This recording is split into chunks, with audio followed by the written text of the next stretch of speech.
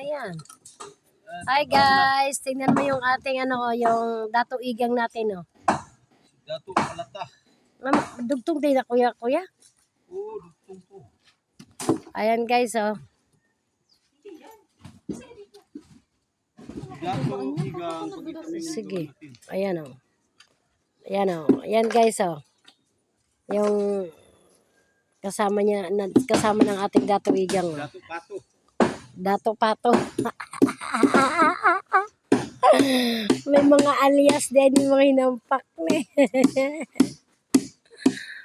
Ayan guys yung isa naman guys nagawa ng ating kulungan ng ating baboy kasi malapit na po siyang manganak. Kaya kailangan na natin siyang ipitin. Yan, malapit na manak po yung ating kababuyan.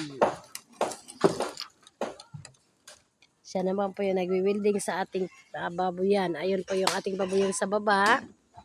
Ito po yung sa taas, binubuhusan na po, ginagawa na po nila ng biga. Ayan. Para dito na kami titira.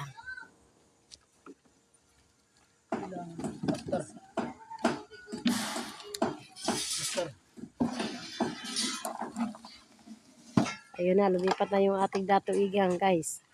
Hirap dyan. Hello guys! Ano tayo guys? Bakbaka na!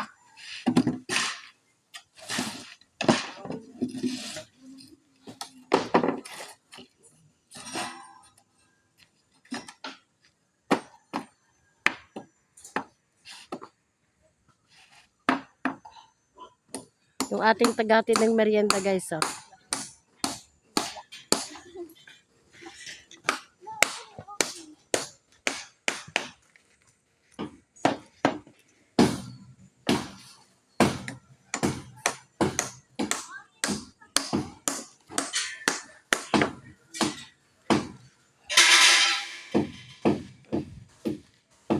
Ayan guys, bukas tayo ng Panginoon mag-ano na sila, maglagay na ng forma para sa ating biga.